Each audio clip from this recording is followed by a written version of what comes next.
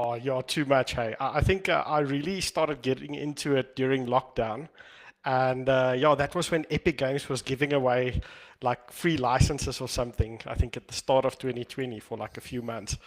And I just went and registered as many accounts as I could. And since then, I've been hooked. Like I have several accounts that I play with, but mainly the one that I'm busy with now, I pretty much own everything in the game that you can own on the online side. Geez, like that sounds like you spent numerous hours Yeah, in the title. absolutely. And just grinding it. What do you like about it? I mean, I love GTA 5. I'm busy with Red Dead Redemption 2, so the appeal is Oof, certainly there. yes. But what do you like about the online? When I played the online, it was a little bit of a mess. How's it these days?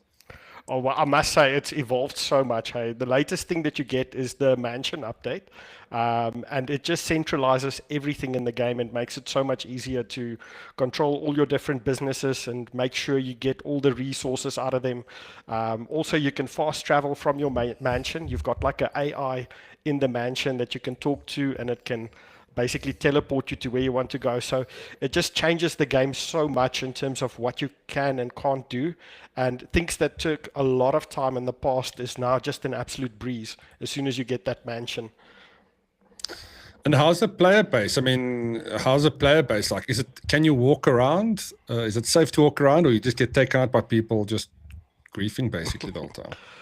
Well, the thing is, when you start a new online game, it actually drops you into a public server. But nowadays, a GTA actually gives you the option to load a friends-only server or Of course, clan-only yeah. server, which is really helpful because then only your friends can join you. But that first server you jump into when you go into the game, it's just chaos. It's like a bunch of random people, like 40 odd random people. And yeah, if any one of them comes near you, you know they're going to kill you. Yeah, no, it's danger, danger. I don't trust anybody in GTA Online, that's for sure. And Absolutely. what about the missions and heists? I mean, how are they these days? Fun. Oh, so yeah, the mansion brought some extra heists. I don't know if you remember Michael, one of the characters in the main Yeah. story arc.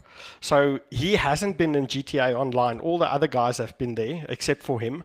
And with him now, he actually helps you because he's sort of your neighbor in a sense. So when trouble erupts, Michael comes and he helps you. And it's just so nostalgic to see that character come back again.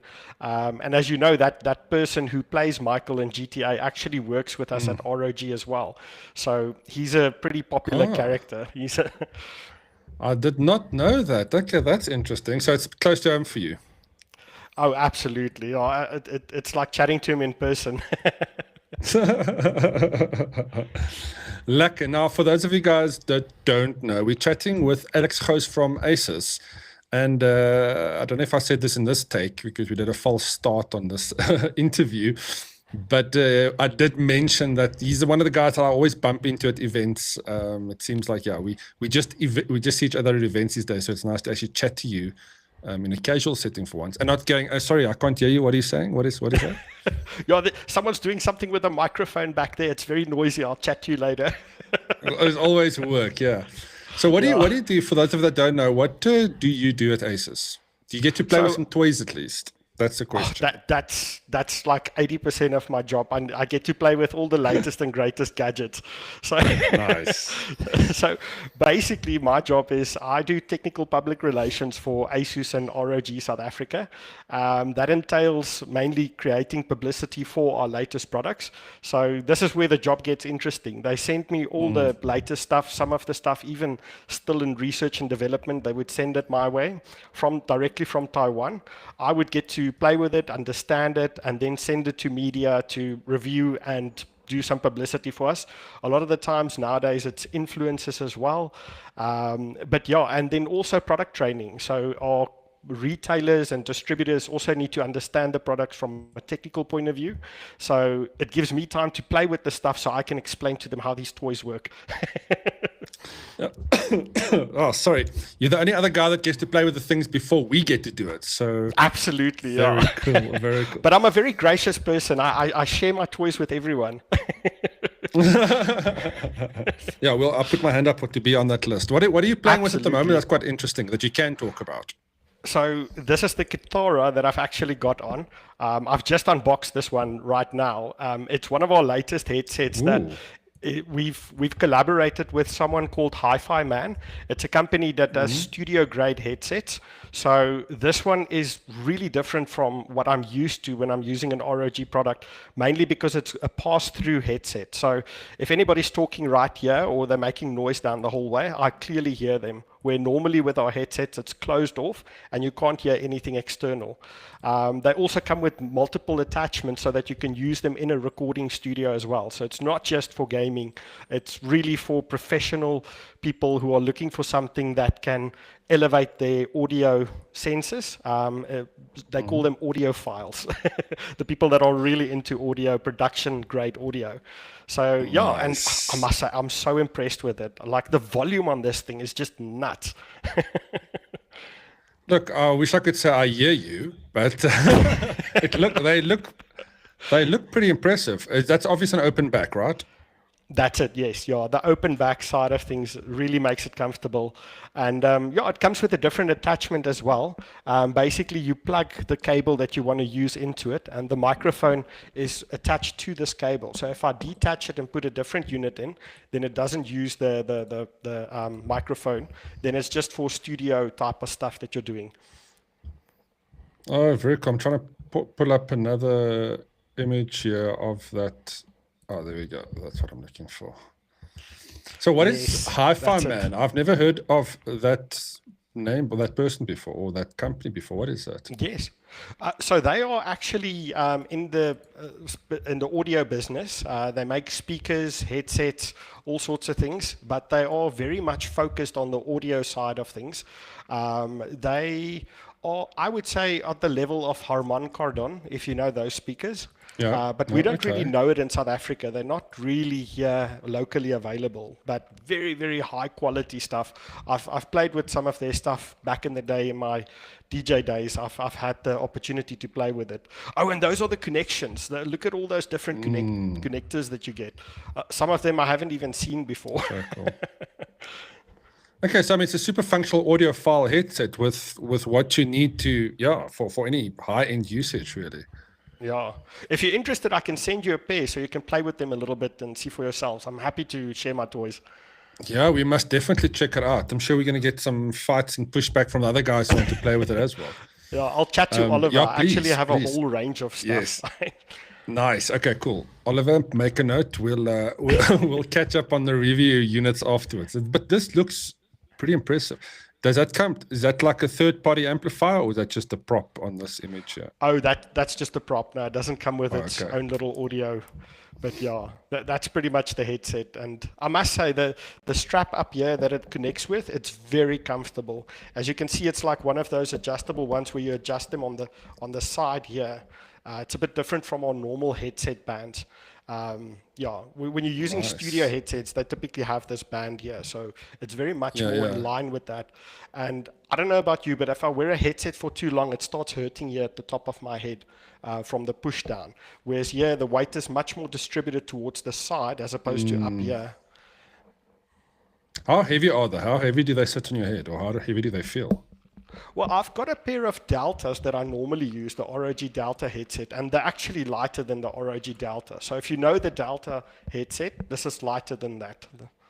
Oh, okay, okay, interesting. Let me just switch to this one. We can get some. Oh, Okay, there's the that's the rest of Pelta. the That's also a range. new one that we're getting.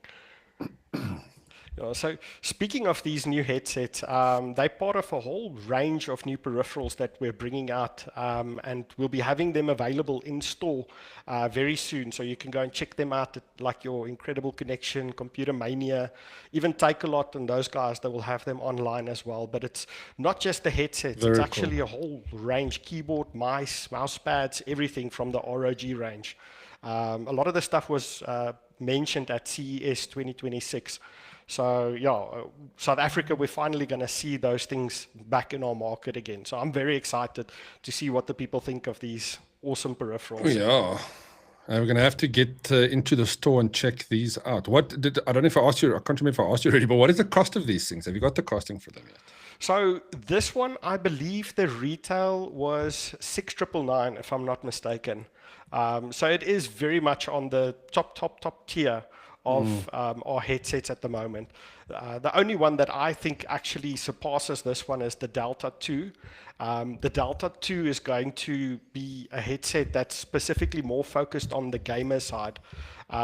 Whereas you'll see that with these headsets, they are much more, how can I say, your audiophile slash gamer type of market. And whereas the Delta 2, something that is really cool with that one is you can have two communication lines active at once, meaning that you can be playing a game on your PC and you can hear the audio on your PC, and then if your phone rings, you can answer on your phone, on your headset as well, meaning that you will be talking to someone and hearing the PC at the back as well, the audio. So it won't be interrupted, like switching from this to this. Both are on at the same time. Oh, does it lower the volume then for your second source? So I can see that it's doing some magic. That's it, yeah. So it automatically manages that, and it's got active noise cancellation. That little 10 millimeter boom mic, that's also very convenient, especially if you want it nice and close to your mouth. Really, really cool headset. That's my next headset, by the way. That's the one I'm going for. As much as I love these, the functionality of the Delta 2 is just amazing. And cost-wise for these compared? I mean, they'll probably be much cheaper. The Delta 2, I believe they're actually a bit lower. Let me actually give you the correct price. Sorry, am I putting you on the spot here? No, I'm actually, I appreciate that because I do have all of those here. Matthew, and that is the Kitara. Let me quickly find it. I'll make a prediction. It's probably 2,999. Let's see how far off I am. Let's see. Oh wait, here we go. I've got it. Oh no, it's not pulled up. So for that one, I'm opening it up here.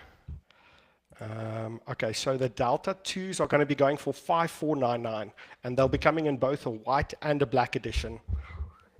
Okay, nice. I see. Okay, that's what I did.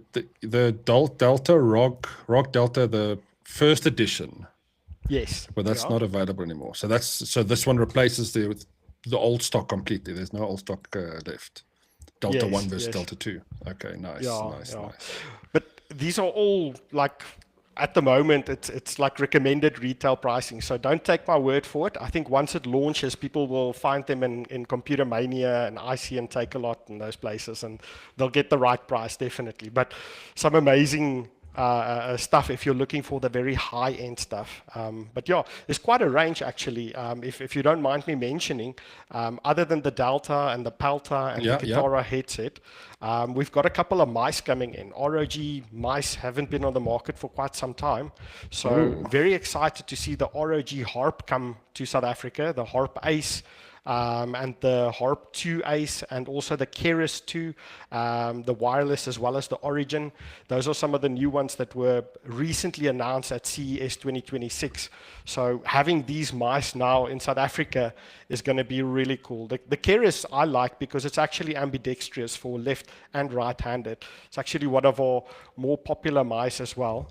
They sort of like the entry-level option. And then where the Harpy is sort of like the more high-end option. The Harp is sort of like a very low-weight mouse, specifically for competitive players. I know a lot of esport players love the Harp mouse, specifically because it is, I think it's 54 gram, if I'm not mistaken. So a very, very high-end mouse, definitely. Yeah, that's the one, the Harp Ace Extreme. Oh man, that is the beautiful. Best mouse. Yeah, and it's got sort of like this carbon fiber feel to it as well, which makes it very appealing. Definitely gonna have to try that out and put it into Cody's hands. See, we've got another mouse fan over here. No, she's a big fan of mice. So as soon as we start speaking about it, she wants to chow it. It's not an edible one. Beautiful. Lulu. Yeah, this is the kid in the house. But now she's angry. Beautiful. Excuse me, we are live. So if I send you one of the mice, is it going to disappear? And but with that, no, we'll look after it. No, we'll certainly look after it. Look, there's a lot of let's just say the mouse market in South Africa is heating up nicely at the moment. There's a lot of really nice high-end, well, a lot of new gaming mice coming out that is definitely to keep an eye on if you're into gaming. Absolutely. And then you guys were at CES 2026, right? Or, no, we didn't go. It was Computex you guys did. Yes. Did you guys see the Falcata keyboard? The one that's No. split into two. No, let me just bring it up here quickly. Keyboard. What is it called So again? Falcata. So it's spelled Falcata.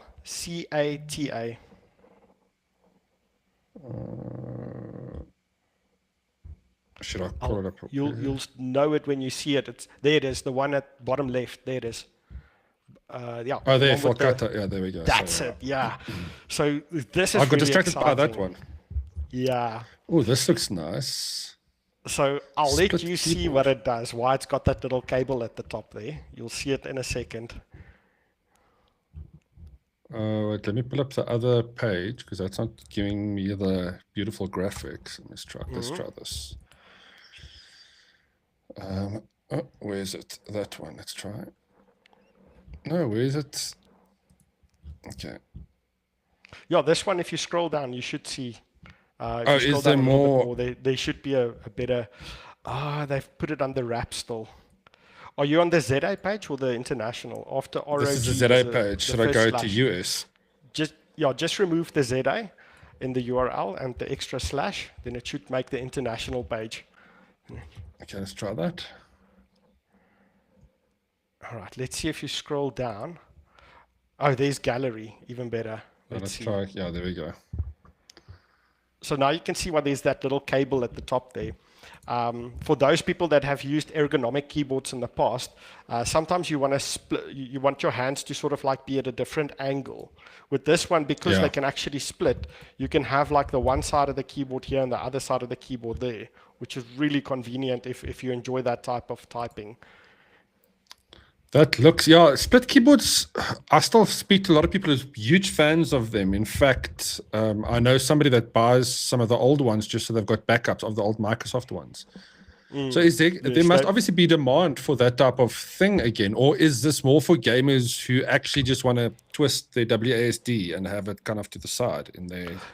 I think it's sort of two different markets. The one market is sort of like, when they are playing with their keyboard and mouse on the one side, there's just the keyboard and they just have their WASD and the few keys that they need, and then the mouse in the other hand. So now you can sort of like have them close to one another, mouse here, keyboard here type of approach.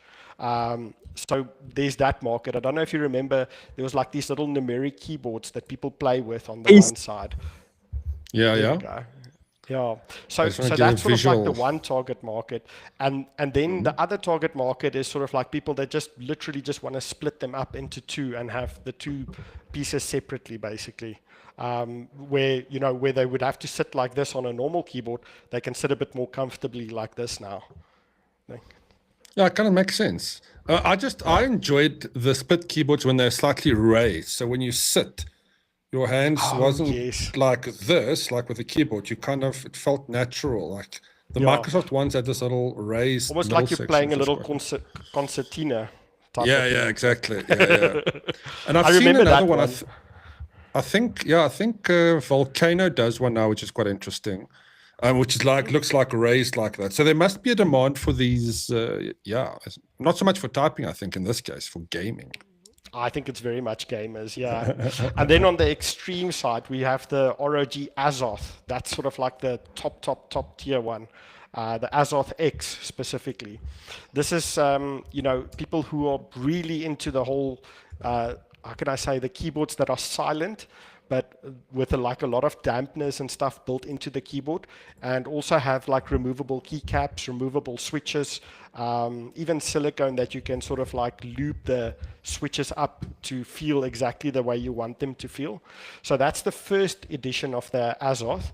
Oh, this is not the one, okay. Yeah, so there's a Azoth X and then there's a Azoth Extreme. So those are the two new ones that came out now. The Azoth Extreme is the top of the line one that we have coming in now. Let's see. That's Azoth. No. Oh, that's the 96. Just check if there's like an Azoth Extreme. There's the Azoth X. That's another one we're getting in. That one has beautiful keys. It's a white keyboard with a few black keys in between. Yeah, that's one of the new ones. That's sort of like the mid-tier Azoth. and then the extreme one has a bigger LCD. Oh, There there. it is, yeah, that's it. And it's got a few macro keys as well that you can set it up with. Um, yeah, there on the right hand side. You'll see there's a little video It's got a transition massive there that wristpad, eh? Or does that just look deceiving on the video? it is actually, but it is a magnetic wristpad, so it can click off basically. And then it's got a little Connor's OLED asking, display. Connor's asking how much are the keyboards going for? So I Have you got can't pricing on give these? you, yeah, I can't give you an exact pricing. The pricing is still very much open at the moment, but I would say it's going to be above 10K definitely. That I can say comfortably. Then, Oh wow. Is that yeah, what do but you, is this that keyboard? just this one specifically, just Okay, okay. So high end guys, put that yeah, money away. super high RAM, end, yeah. don't upgrade your RAM. Yeah, that's the thing, What eh? Like if you can't buy RAM this year, buy something else. Maybe get a nice new keyboard. Yeah, like you're certainly not short for options. I'm just going through Absolutely. this list of all the other things that were shared at CES. What were some of the other highlights for you that stood out? Because let's be honest, there's some really nice Asus products heading our way. Very nice Well, ones. actually, I mean, look at the that. the big thing for me at CES was not gaming related at all. Funny enough, um, how much do you know about AI development? I'm tinkering with it now, so I'm super curious, but I'm not I see you've an made some expert. Can videos you? and stuff like Yeah, on, yeah. on your Can you? profile. Yeah. Yeah, just playing with music specifically. For background music in my videos was quite good. But yeah, Yeah, experimenting with everything else it can do. I mean, obviously, video production, being able to, especially in things like Premiere Pro, there's so many tools now within that, and obviously other editing tools too that bring in AI to allow you to do cool thing a lot easier. So how far absolutely. are you with AI? Are you quite an expert these days? Have you dug into it? Oh man, I can tell you so many things. So the product that really caught my eye is the GX10. It's basically a little mini PC from Asus. It's called the Asus Ascent GX10. This little box Oh is the wow. equivalent of three RTX 5090 graphics cards, and I can literally hold it in the palm of my hand. Just Okay, if you just well, think about that power. can I game on this thing? Is it possible? No, of Actually, course, I'm people have joking. tried doing that. They've done that. But I'm from a sure. CPU point of view, it has a little, what is it, like an ARM-based processor that does just the CPU architecture.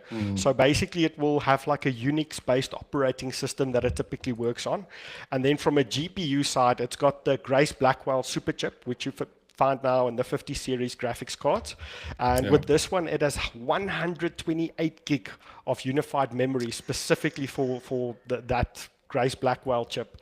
And that is basically why I'm saying it's got the equivalent of three 5090s. Now, what that equates to is one petaflop Wow. of AI processing. That is absolutely insane because if you think of one petaflop of processing power, that means that you can now do local AI development on your desk without the need to buy tokens on a server somewhere that's going to cost you a lot of money basically. And on top of that, any data that you share with it stays on your desk right here next to you. So when you start building models and playing around with them, you do everything on your desk, and the only thing it's costing you is a very low electricity of, I think it's like 80 watt or something, 80 to 120 watt of power usage that it uses. But in essence, when you start Wowzers. playing with the AI processing capability, it can run models of up to 200 billion parameters very easily using that unified memory. Now, to give you an idea, if you look at something like DeepSeek, if you download a very basic model from them, it has typically like 10 billion parameters, which in some cases you can run on a very small PC, which means the entire AI that you're communicating with is based there on your PC. Nothing is connecting to a server; it's running locally. And a basic model like that, that's 10 billion parameters. It'll do some basic math and some basic language stuff, but it won't really know anything about history, geography, all that stuff. When you start building more specialized models, like for instance, let's say you're going into the medical field, then your model becomes like, say, 100 billion parameters, then you have medical information in there and all the basic information that an AI needs, and you can query and run that locally. So 200 billion parameters is massive for an AI processor to run locally. Have you played with any of these installations locally and actually run something? Have you played with that? Because that's my next step. I want to install some local LLMs and actually run it like this. What has your experience been like? So I've used Claude to basically build a company. So let me Oh, explain what I nice. mean Okay. by company. So first of all, I developed like a financial manager, like an AI bot to tell it it's a financial manager in a company. It needs to manage the books. Here's the bank account. Here's your invoicing. Here's all of that. Then I had a marketing manager AI that I also built with Claude, and I carried on like this to build a whole company which does web development. Then I told it for the sales manager to go and look at all the businesses in Gauteng websites or businesses listed on Google that don't have websites. And then that one comes back and communicates to another one and tells it to start developing a sample of what this information must look like on the website. Then it sends an email to that person or the person listed, and it says, listen, I'm from XYZ company. I've noticed you don't have a website. This is what we can present you as a mock-up of what we can do for your website. And here's a quotation of what it's going to cost you. So within 5 days, it queried over 700 companies, contacted them. 40 of those companies replied back and communicated with the bot a little bit. 3 of those companies bought websites from me. I didn't do a thing. I just saw money coming into my bank account. So did you build this with Claude alone, or what other tools did you use to make this happen? So it was mainly Claude because Claude Bot allows you to create multiple AIs that you can run on it. It's developed a lot more specialized since then, and it's become a lot more easier. What I'm mentioning now was something I did in December, and December till now in March, there's so many updates in the world of AI. For instance, you don't even need to use an operating system nowadays to load a bot. You can go to a website called Olama, and on Olama, you can build your own Claude bots there and run them locally from a website and actually have them build themselves out into a bigger application or a bigger business project or anything like that. It really is phenomenal how easy AI becomes. Every week I see a new TikTok clip or something where they're talking about how easy this now makes it to build your own AI model. And it has become so easy now. I mean, the stuff I had to do back in December versus what I have to do now to build exactly the same solution, it's probably going to take me less than a tenth of the time to do it now. That is insane. So were you a developer at all before this? How deep does your development knowledge go? So I was actually a server engineer in the aviation industry before I came to work at Asus. So my knowledge is more from understanding what the developers have developed from a code point of view and understanding the server where it's going to launch and the environment that it's going to be running in. I need to put those two together and make it run into a fully fledged solution in a staging environment. And if there's a problem, I need to understand, do I go back to the developers and say, your code's not running the way it should, or do I go back to the server engineers or the security guys and say, listen, there's a problem running this new app that we need to update onto the system. So my knowledge was at that level, but from a developer point of view, my first app I sold was in 1999 when I was still in high school. An accounting firm was working on awesome, it. man. Thank you. An accounting firm was working on Excel spreadsheets for all their customers, and their customer base was becoming so big that this huge Excel file was starting to become corrupt from time to time. So my sister worked there, and she told me about it, and I said to her, just use Microsoft Access and build yourself a little server, and then everybody can just access that information from a web-based interface. And she was like, what? You can do that? And I gave them a little demo of how it works. And I mean, Microsoft Access is really basic, but back then, few people knew about it. Yeah, and I think I quoted them something like 2,000 Rand. And for someone who's near, I think That's huge. Back in that for someone day, in high school, that's a lot of money, So, yeah, and that's the first time I developed and sold an app, as you can call it. That is super cool, man. So I mean, and going back to your previous role, you understand the fundamentals of development, what is needed, how to or how to translate customer requests into developer queries and vice versa. That's very key. And I think Yeah. that's what AI is going to unlock for a lot of people. And this is what's scary. You don't, and I use music as a good example, and musicians might hate me for saying this, but I am musically inclined. I just can't play an instrument, right? I also did the Shame, DJ man. thing, produced music, like played with Fruity Loops and Reason I and these remember things. that.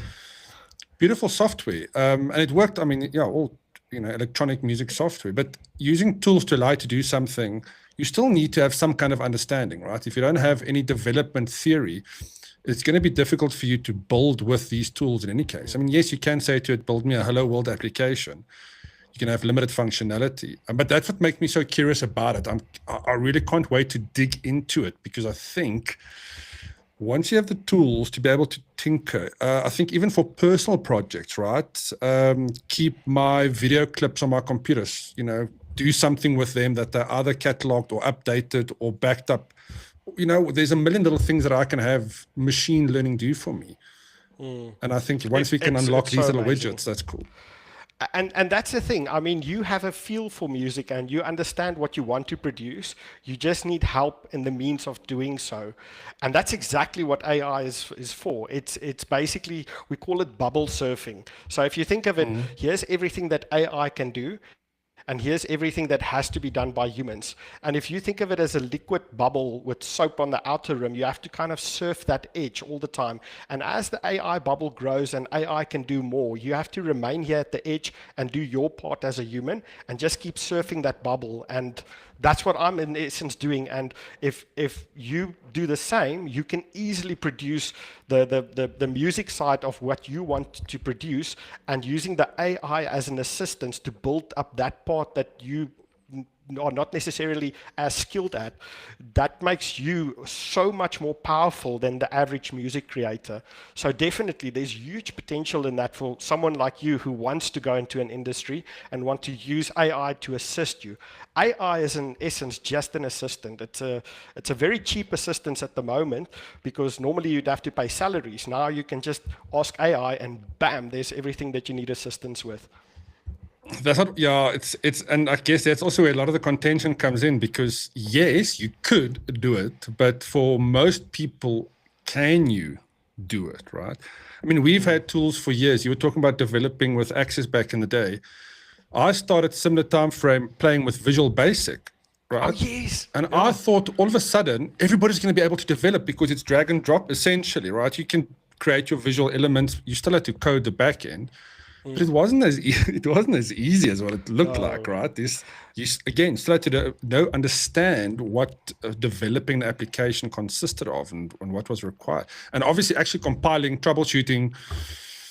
But again, I think we're sitting in front of this supercomputer all of a sudden that can literally achieve almost anything we want it to do, right? Whether it's editing a photograph in a photo editor or building an application, building a business. Absolutely. And Visual Basic was such a nice tool back in the day. I worked with Turbo Pascal, was the first one I worked with before Visual Yes. Basic. And Visual Basic became Visual Studio that Microsoft eventually bought out. And that is still the standard today very much. But the difference being between back then and now is that now you have so much plugins for Visual Studio that while you're coding on the one screen, you can see live versions of what you're building on the other side running and connecting to your GitHub repository and everything while you're actually building it here. Back in the day, we were coding with just lines of code and hoping, yo, when I run this, hopefully it looks the way I intended to look. Never mind the user experience or user design for the buttons and all the stuff in the front end. We were just worried about the back end making sense and connecting and doing what it should do. Do you remember those thick manuals? We didn't have I didn't have Yeah. internet that was really usable. The only thing I used the internet for really in coding was going onto forums and trying to figure things out, as opposed to actually have a website. Because also the Microsoft websites weren't that good back then, right? Or they No, had a lot of we didn't information, have but you Google couldn't even. search. How do you find what you needed to find? Yeah. I was just No, looking, those I thick heard a lot of. manuals. Oh, so good. Yeah. No, sorry, go for it. Yeah, no, I'm saying that that was our Google, those thick manuals that you reference now. Yeah, made notes in it. I've heard a lot of good things about Claude Code, and obviously for VS Code as a plugin, what you were Oh, saying yeah. just now, this is scary. I mean, do you actually even need to go to an expensive course to learn coding? If you can No, teach yourself a lot and use AI to supplement it, I don't know. If you can self-teach, it's a possibility. well, the thing today is that people who are working in as business analysts and technical support for developers and all of that, those people who work in groups in a company that works agile, they typically get put into a team where there's a developer, there's a UX person, there's a copywriter, there's a user story writer. All of these people are put together in a mini team and they need to produce something. That was like the agile process of developing something in the old days. Nowadays, that model has actually changed where your business analysts need to have something like a coding AI that assists it so that it can, within a 2-week period, they can show a demo of this new feature in the app that they can develop themselves. And these people are not coders, but they understand how to brief a coder to do these things for them. So now the onus is on them to brief their AI to actually produce a demo of what they want to show. At the end of the day, the developers are still going to do the brunt of the work, but this actually accelerates the process, especially in the agile business process, where now suddenly the business analyst who has the vision, knows what they want, can put that on a screen within a day and show you this is what they have in mind, instead of 2 weeks and a team of people doing that exact same thing and getting that exact same result. So a business analyst is not a coder, but now they are because of AI.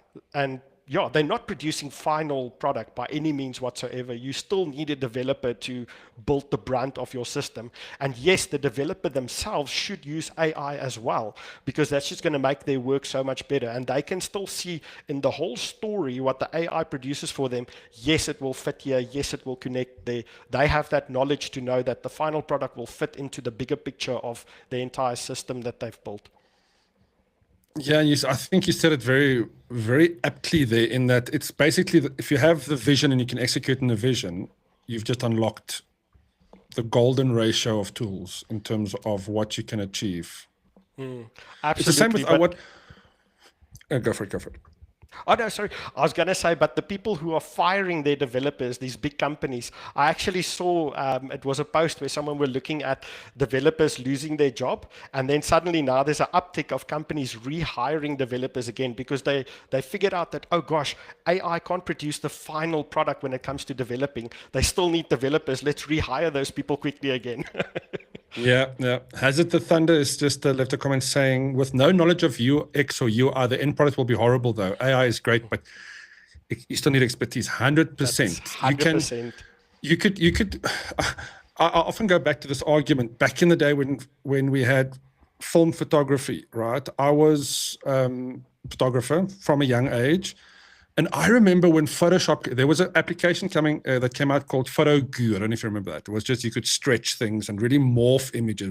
It was phenomenal for the time. I missed that one, but it sounds cool. And then Photoshop, yeah, it was cool. But then Photoshop came out to actually be a functional version of that. And I remember speaking to photographers that I kind of learned under at school and kind of in work. And they were all kind of, no, we do this in the Lightroom. Back then, I mean, I remember them doing Lightroom photography, and that was a thing. If you couldn't manipulate it in camera or on your table in the Lightroom, it wasn't considered real photography. Now, digital cameras and Photoshop is real photography. I mean, there's no distinction between that and a 35 mode, really. And we're going to see the same with this. It's just the evolution of what we got access to. Nico says, Absolutely. Hello, lekker, Alex. How's it, Nico? How you doing, man? Lekker. It's so nice to see everybody here. You know, in South Africa, our media landscape, we're actually blessed in the sense that it's a small community and we all know each other. I mean, you know Nico, I knew Nico, and it's so lucky to see everybody, and we all come together very nicely, especially like you mentioned at events and all of that as well. Yeah, no, it's a great industry. It's a great bunch of people, and Love hanging out and chatting, and that's kind of why I've did this interview series like this, because I want to chat to all of these guys that I bump into and don't always have chance and time to have a proper in-depth conversation like we're doing now. So yeah, it's nice to have a full circle moment here with everybody watching too. It's brilliant. I mean, the initiative that you took with this, Rechard, is really beautiful. I mean, I've been watching this religiously, with everybody that you've interviewed. I saw the Lilani one and I was just like, oh man, I also want to do this. So I actually. And you got the call, like, yeah, I was like, yeah, it's my turn. And I'm such a huge NAG fan. I mean, back in the 90s when it was still New Age gaming, I remember buying my first magazine and reading about Carmageddon 2 and StarCraft. And man, so good. oh man, it was just, I thought to myself, one day if I can work in this industry, I would be so lucky. And the funny thing is, my dad always told me, like, no, life is not a game. You need to wake up and stop playing games because life is real. You need to work hard to make a living and wada. And today, gaming is my bread and butter.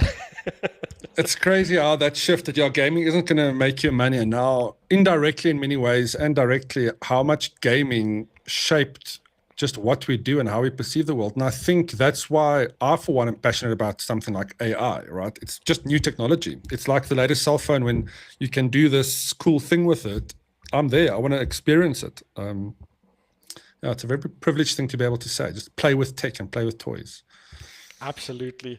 Yeah, you guys are in a privileged position where you get to play with everybody's toys. Like you would get from all the different vendors and all the local guys, you would get some new gadgets, As much as I love what I do, I only play with the Asus and ROG gadgets, which I don't mind. There's really a huge range. I mean, we don't just do gaming, we do commercial products as well, which is something I know some very nice well. products, yeah.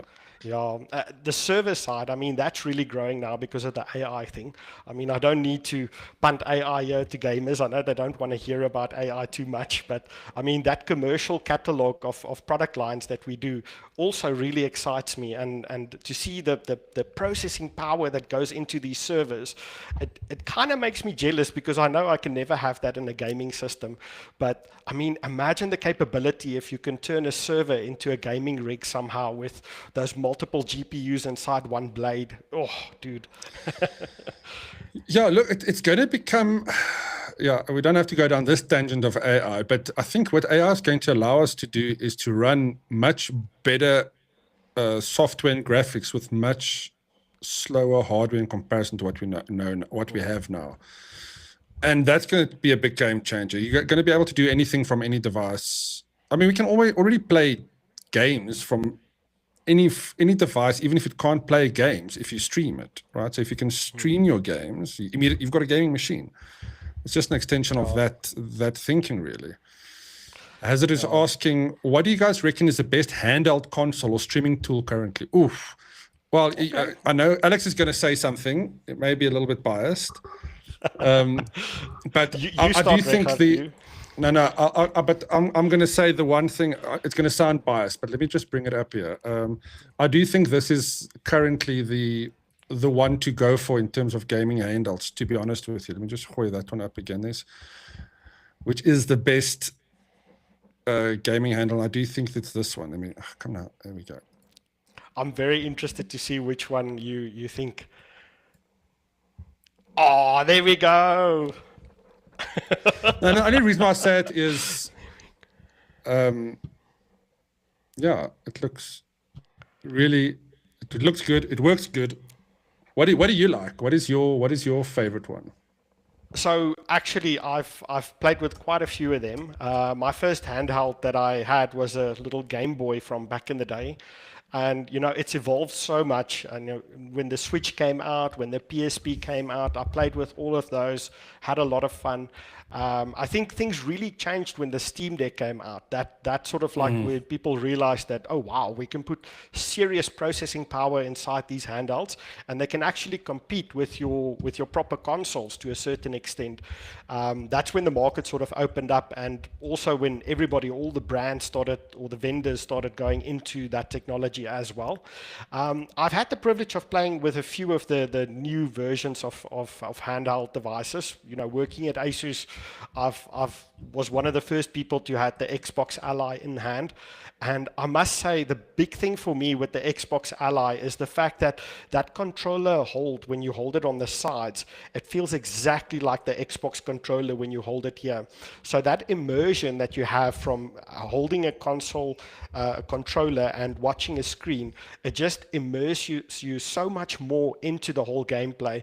Whereas now I'm a bit spoiled. If I pick up any of the other handhelds, even the Steam Deck for that matter, it just feels so like weird to now have to twist my hands back this way to work with it. It feels unnatural. So I've really been spoiled, and the Xbox Ally has to be my number one, purely from the fact that it is just so comfortable. You know, not even talking about performance and all that stuff aside, which actually, yes, it is the best as well, of course. I do agree with you. Aesthetically, that is one of my favorite ones to kind of hold in hand. But what I'm looking forward to in kind of in the broader gaming handheld industry is for the ability for us to have more independence in, for example, running Steam OS, right? So you got the hardware, why don't we optimize it, have a Steam OS version, and boom, you kind of have a dedicated operating system. Obviously, it's limited. If you're an Xbox player, then you're going to want that app running on your gaming handheld. It's just having the ability, having the choices at your hand, like Niku's choice of 3310, Snake still being the best handheld game. I love you, Niku. That's brilliant. That was a So good game. That was the original mobile game. I loved it. absolutely. Oh, those were the days, eh? We were all sitting in the class there with that little snake. Oh man, no. Oh, that was We've come good such fun. a long way. If you consider, have you seen on the new iPhones, you can run Red Dead Redemption as an No actual way. full-on Oh, game. Let me see if I can show I've you. recently moved away from iPhone to Android, so I'm actually missing out on some of the latest Apple tech. I don't know if is that an upgrade or a downgrade for you? Well, for me, it was, you know, I was purely looking at specs and seeing what I can get in the Apple family for the same price what I can get in the Android family. And, you know, just from a pricing and spec point of view, the Android just offered me so much more for way, way less. And that convinced me to, you know, go back to Android for the third time because I've really been jumping back and forth to different things quite a bit. And yeah, I'm very happy on the Android ecosystem at the moment. It'll be difficult for me to go back to Apple at this stage. Yeah, look, it's a tough conversation to choose between the two because there's so many reasons to go either way. For me, it was certainly the camera. I find that the camera on this thing is far superior than anything I've used, especially if I look at the output online. And I do think there's some biases with social media platforms and the camera technology because the video just looks much sharper. I don't know how, but it just does. It's not really loading fast enough, but I wanted to check out Red Dead Redemption. Oh, that is so But it cool. And it's on an runs iPhone. really well. Yeah, why doesn't it? I'm intrigued to see this. Have you finished Red Dead Redemption 2, by the way? I know you said earlier you played No, it now. I'm trying not to rush through it because it's such a Oh, so vast game. beautiful. I've got 120 hours on it, but I'm 50%. So there's still Yes. a lot of gaming in it. Yeah, I've been stuck on side quest with that game because it's just so immersive. The amount of wildlife and characters. Look at that. Oh Let my me just walk soul. outside quickly. Let me. Wait, oh no, yeah, there. No freaking way. Is that streaming or is that running local? No, that's running locally. I'm not really. That is insane, Richard. So you can see. What? I mean, And it looks smooth. no, it is really smooth. Yo, that is And insane. it's nothing mobile version of it. You can see the buttons have changed. So, I mean, you have on-screen controls. Even the shading looks really good. Yes, The like it. map, if you want to check. So, I mean, it's all the original familiar. Oh, that is brilliant. And it's so smooth, eh? I It wouldn't think that's runs a really phone. well. Like Well, to me, it just baffles me. It's a Netflix game. I wonder if it'll come to. It must be. I don't even know if it's on Android, to be honest with you. But Apple does spend a lot of money and effort to get games,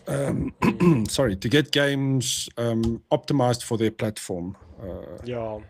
I must say their use of their memory on their devices is very good. They've got a unified memory system that allows them to switch your CPU processing RAM over to VGA processing, which allows things like that.